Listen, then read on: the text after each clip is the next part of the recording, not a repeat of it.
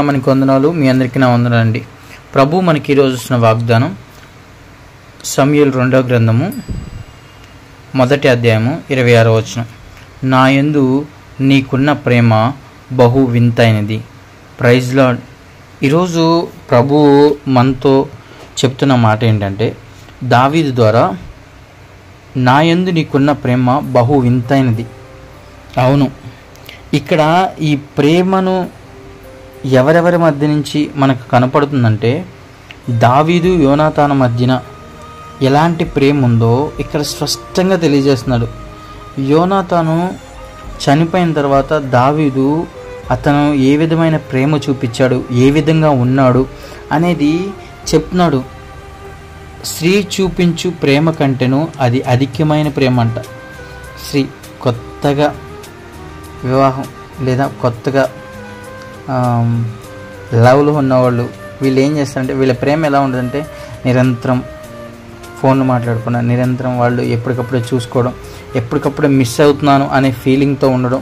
So ఇలా ఈ విధంగా వాళ్ళ జర్నీ స్టార్ట్ అయింది.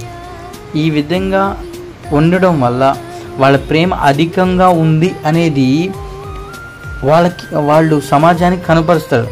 కానీ ఇక్కడ మాత్రం దావీదు మనతో ఏం చెప్తున్నాడంటే, నా యందు నీకున్న ప్రేమ బహు వింతైందంట. అసలు ఎందుకు ఈ ప్రేమ కలిగింది? యోనాతానికి ఎందుకు కలిగింది? దావీదుకి వాళ్ళిద్దరి మధ్యన ఎలా లంగర కలిగింది?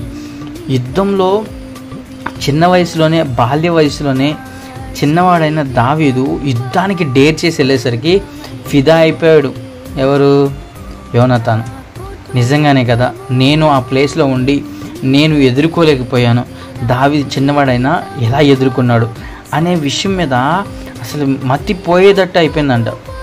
ఒక విధంగా అసలు యోనాతాను ఎదుర్కొంటాడేమో, లేదంటే సౌలు ఎదుర్కొంటారేమో అని అందరూ ఎదురు చూస్తూ ఉంటే ఎవ్వరూ వెళ్ళకుండా దావీదు మాత్రమే నిలబడ్డాడు.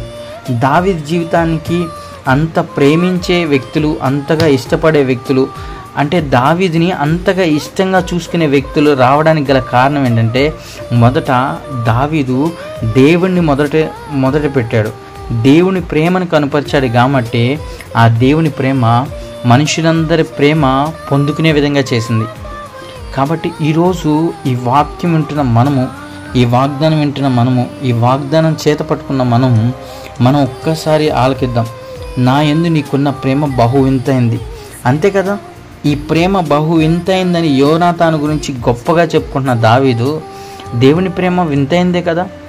దేవుడు మన కోసం సిలువలో త్యాగం చేసుకోవడం ఏంటండి? ఒక విధంగా చెప్పాలంటే ఆయన వచ్చి అంతగా లోబడాల్సిన అవసరం ఏముంది? నువ్వు మారపోతే చస్తావు అంటే మారరా? నువ్వు ఇలా ఉంటే కష్టం, నేను చెప్పినట్టు నడవాలి అంటే నడవడా? మనిషి ఇలా ఉంటే నువ్వు చేయాల్సిందే అని అంటే నా చేయడా? ఖచ్చితంగా చేస్తాడు. కానీ దేవుడు తనను తాను ఎందుకు తగ్గించుకున్నాడు? ఎందుకు ఆయన నిన్ను వల్ల నీ పొరుగు వాడిని ప్రేమించమని అంటున్నాడు? అసలు దేవుని యొక్క ఉద్దేశాలు ఏంటి? దేవుని యొక్క నిర్ణయాలు ఏంటి? ఆయన చిత్తం కోసం కనిపెట్టే వారికి మాత్రమే స్పష్టంగా దేవుడు బయలుపరుస్తూ ఉంటాడు. ఆయన ప్రేమ సిద్ధాంతం యొక్క ఉద్దేశాలను బయలుపరుస్తూ ఉంటాడు. ఎందుకంటే ఈ సమాజంలో ఒక మనిషి మనశ్శాంతి అనేది కోల్పోతున్నాడు, సమాధానం అనేది కోల్పోతున్నాడు, అసమాధానం ఎక్కువ వెలుబడి చేస్తుంది.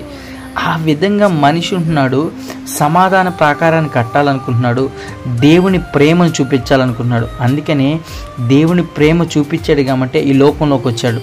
అందుకని ఈరోజు దావీదు ఏ విధమైన మాటలు మాట్లాడుతున్నాడో యేసు ప్రభువుని గురించి మనం కూడా అంతే. నా యందు నీకున్న ప్రేమ బహు వింతైంది. ఆ వింతైన ప్రేమ వల్లేగా ప్రభువా పరమును విడిచి భూమికి వచ్చావు. పరములో ఉన్న నీకు మహిమను విడిచిపెట్టి లోక చిన్న మందగా ఉన్న మేమిచ్చే చిన్న మహిమను పొందుకోవడానికి వచ్చావు అని ఎప్పుడైతే ఒక్కసారి ఈ వాగ్దానం చేత పట్టుకొని నువ్వు ప్రార్థన చేస్తావో, ఒక్కసారి ఈ వాగ్దానం చేత పట్టుకొని, ప్రభువా నేను నీకు ఆయాస్కరంగా ఉన్నావా, నువ్వు ఇచ్చే ప్రేమను సరిగ్గా పొందుకోలేకపోతున్నానా, అసలు నేను ఎవరి అందున్నా ఎలా ఉన్నాను, నన్ను నేను పరిశీలన చేసుకున్నాను అని ఒక్కసారి అనగలిగితే దేవుడు ఖచ్చితంగా మన పక్షానుండి మనతో మాట్లాడి మన జీవితంలో ఏదైతే కోల్పోతున్నామో, ఏ ప్రేమ లేకుండా అయితే ఉంటుందో, ఏ అసమాధాన పరిస్థితులు గుండా వెళ్తున్నామో అలాంటి పరిస్థితులన్నీ జయించుకునే శక్తిని, కృపని మనందరికీ దయచేయను గాక. ఆమేన్. ప్రేమగల తండ్రి, ఘనమైన దేవ, కృపామయ, దయగలిగిన రాజా, రక్షకానికి వందనాలు, స్తోత్రాలు దేవ. యోనాతాన్ని బట్టి ప్రభా, నా యందు నీకున్న ప్రేమ బహు వింతైందని దావీదు చెప్తున్నాడు దేవా. అవును దేవా, నా యందు ప్రభా నీ ప్రేమ అధికమైంది ప్రభా. నువ్వు కలువలో సిలువలో అయా త్యాగం చేసే అంత ప్రేమను ప్రభా మాకు కనపరిచావు దేవా. అంత గొప్ప దేవుడు దేవా. ఆ ప్రేమను మేము గుర్తెరగడానికి సహాయం చేయండి. ఆ ప్రేమలో ఉన్న మాధుర్యాన్ని మేము పొందుకోవడానికి సహాయం చేయండి ప్రభా. అయా మేము ప్రేమ లేని వారంగా ఉండేలా వ్యర్థమైన సెలవిచ్చావు ప్రభా. మేము ప్రేమ లేని వారుగా ఉండకుండా ప్రభా, ప్రేమ కలిగిన వారంగా, ఆప్యాయత కలిగిన మాటలతో ప్రభా, ఆదరించబడే మాటలతో ప్రభా మేము ఉండడానికి సహాయం చేసి కృపలో జ్ఞాపం చేసి ఈ రోజంతా నీ కృపతో నింపుతారని ఘనత, మహిమ, ప్రభావాలు మీరు మాత్రం పొందుకునే స్పృశిద్దామని అనుకుంటున్నాను తండ్రి. ఆమేన్.